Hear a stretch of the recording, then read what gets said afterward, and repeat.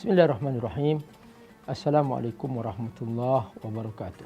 Pemirsa rahimakumullah, kita punya kewajiban sebagai hamba Allah untuk melaksanakan sholat minimal setiap hari 5 waktu. Inilah tugas kehambaan kepada Allah Subhanahu wa ta'ala. Allah telah memberikan cara terbaik supaya sang hamba ini tidak putus darinya. Maka Allah wajibkan sholat 5 waktu setiap hari. Semakin seorang hamba berhasil menjaga sholatnya, maka dia akan semakin bertakwa kepadanya.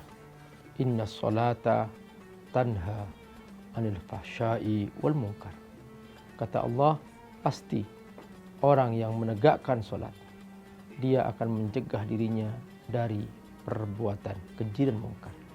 Makanya di sini dikatakan bahwa as-sholatu mikyal.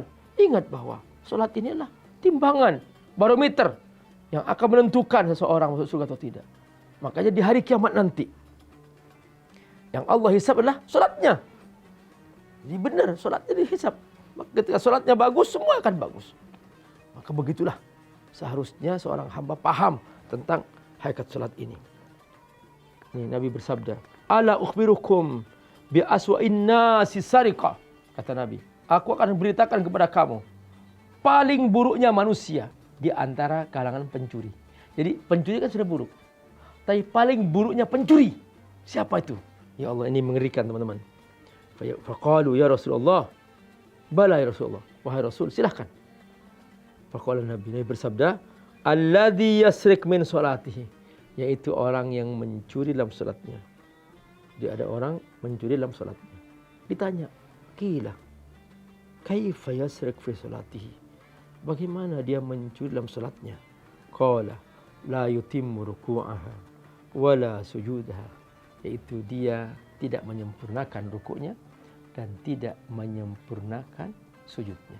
Malam ta'muruhu salatuhu bil ma'ruf, siapa yang salatnya tidak menggerakkan pelakunya terhadap perbuatan ma'ruf, walam tanhahu al-munkar, dan tidak mencegahnya dari perbuatan munkar, lam yazdad biha min Allah illa bu'da, maka dia akan semakin jauh dari Allah Subhanahu wa ta'ala. Sekalipun dia sholat, tapi semakin jauh. Banyak kan? Banyak sekali orang sholat malah semakin jauh dari Allah. Dia akhlaknya semakin buruk, perbuatannya semakin zalim, padahal dia sholat. Nah, berarti sholatnya swak, sholatnya bocor. Maka akhirnya tidak membawa perubahan bagi dirinya. Betapa dahsyatnya ibadah sholat ini. Dia membayangkan dia sedang berdiri di hadapan Allah Subhanahu wa ta'ala yang maha besar, Allahu Akbar, yang maha agung. Masa biasa-biasa saja? Banyak orang ingin ketemu si fulan, gemetar, takut. Ingin ketemu presiden fulan, gemetar.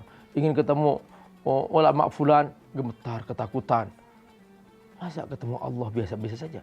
Tentu tidak pantas, teman-teman rahimakumullah, bahwa kalau ketemu Allah Subhanahu wa ta'ala, hendaklah kita merasakan, menjiwai bahwa kita akan menghadap Allah yang maha besar, Allah yang maha agung, Allah yang maha luar biasa dalam segalanya.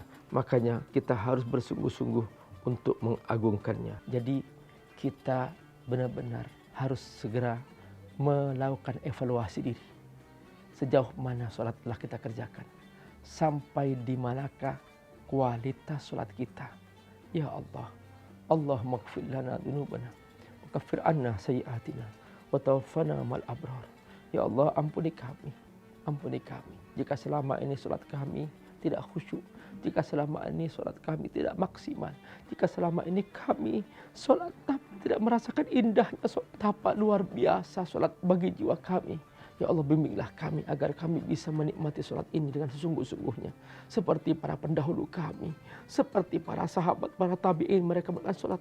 Begitu mereka merasakan indahnya sholat sampai mereka menikmatinya dengan sedalam-dalamnya. Ya Rabb, kuatkan kami agar kami istiqomah menegakkan sholat dengan sesungguh-sungguhnya, dan jauhkan kami dari sholat yang asal-asalan, yang hanya tegak dengan riya dan tanpa makna. Na'udzubillah min dzalik.